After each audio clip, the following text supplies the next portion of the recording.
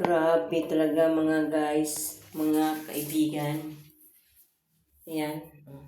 Pag may negosyo ka pala mga kaibigan, dapat tutukan mo talaga. Para kang nag-alaga ng baby na siyempre alagaan mo mabuti para hindi mawala sa iyo mga kaibigan. Kasi maraming nanay talaga nangangarap na magkaroon ng tindahan. Isa na ako ron. Dati, nung nagtatrabaho ako, pinapangarap ko lagi na sana balang araw, pag ako'y wala ng trabaho, magtitindahan na lang ako para kahit papaano, may income ako.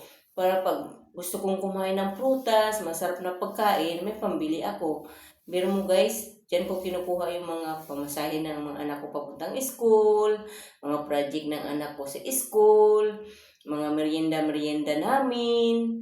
Pag gusto kong kumain ng saging, makakabili ako. Gusto kong kumain ng mangga, makakabili ako dahil may pera ako, di ba guys? Pag ganyan-ganyan lang yung tindahan ko guys, pero napapakinabangan namin yan. At saka, isa pa, diyan ako masaya, di ba? Yan ang nakalinya sa akin. Gusto ko talaga magninegosyo ako. Kahit maliit lang, at least meron, di ba guys?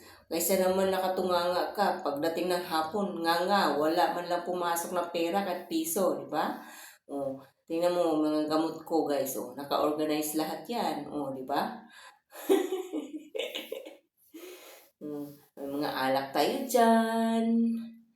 Yan, naka-display dyan para makita kagad ng customer ng mga lasinggo. Mga soft drinks, di ba? Lahat ng inumin kasi malapit kami sa school guys, kaya mabinta yung mga paninda ko. Gusto nyo magnegosyo, magandang plano yan. Kasi siyempre hindi naman habang buhay magtatrabaho kayo, kagaya ko. Ang tagal kong nagtrabaho, 18 years akong nagtrabaho. Siyempre, medyo may edad na tayo, nakakapagod na. So, gusto na natin sa bahay na lang. So, pag nasa bahay ka, dapat may pinagkaabalahan ka rin. Kahit paano, may income pa rin pumapasok. Kahit piso-piso lang, at least meron, di ba guys? Kaysa naman wala. Yung piso-piso mo, maipon yun, dadami din yun. Hindi mabuwang 1,000 pag kulang ng piso, di ba guys? Yung mga chicherya na yan, magkano lang tubo natin dyan. Pero, okay lang yan. Pag nagsama-sama yan, dadami din yan, di ba guys? Ganun talaga ang grocery. Hindi naman ganun kalaki ang tubo dyan. Maliit, 20%, 2% lang ang tubo sa grocery guys. Parang kung sa isang item, pag bumili ka ng isang items, magkano lang tutubo mo dyan? 4 na piso, 3 piso, ganun lang guys. Kasi hindi naman pwedeng tubuan mo ng mataas yan guys. Kasi siyempre, hindi rin aangal ang customer. Saka, pag masyadong mahal ang paninda mo, walang bibili sa iyo. Lilipat sa iba maghahanap. So, dapat ang presyong pangmasa lang. Yung affordable kaya lang ng tao. Huwag ka masyadong magpatong ng malaki. Tama lang, 2 piso, 3 piso. O yung ganyan-ganyang piso-piso mo. Pag naipon yan, 1,000 din yan. Saan mo hanapin yun guys, diba? At maglakad ka sa kalsada, maghapon magdamag, hindi ka makapulot ng piso. So, kailangan mo talagang mamuhunan para magkapera ka, di ba guys? Sipag, tiyaga, determinasyon, at saka siyempre pera, di ba guys? At saka dapat madiskarte ka, marunong ka, para yung tindahan mo hindi lulubog. Dapat, wag mo siyang asahan. Kung sa extra mo lang siya, na pang pag hindi mo talaga siya doon kakukuha ng lahat ng needs mo araw-araw.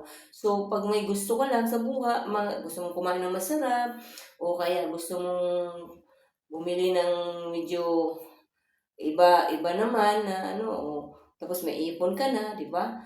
Mayroon kang pambili, di ba? Kaysa naman maaasa ka pa sa mga anak mo, di ba dyan? Dyan ako, asa sa tindahan ko. So, pag binigyan ako ng pera ng anak ko, iba naman yun, matatabi ko yun. So, pag yung sa tindahan ko, lahat ng gusto ko, nabibili ko, di ba guys? Hindi ako nagmumukhang kawawa na wala akong pera Ako pa, sanay pa naman ako maghawak ng pera. Kasi ang tagal ko naging cashier, guys. 18 years ako naging cashier. Kaya sanay ako maghawak ng pera. Kaya hindi pwede magtambay ako sa bahay na wala akong pera. Kaya nga sinisikap natin mag-vlog guys. Malay natin kahit papaano, kumita tayo kahit konti, di ba? Hindi natin na ano yun, yung hayaan mo na lang yun. So, malay mo, balang araw, darating din yun na sana kahit papaano, kikita kahit piso, di ba? Kahit 100 o okay guys. Thank you for watching my video. Bye-bye.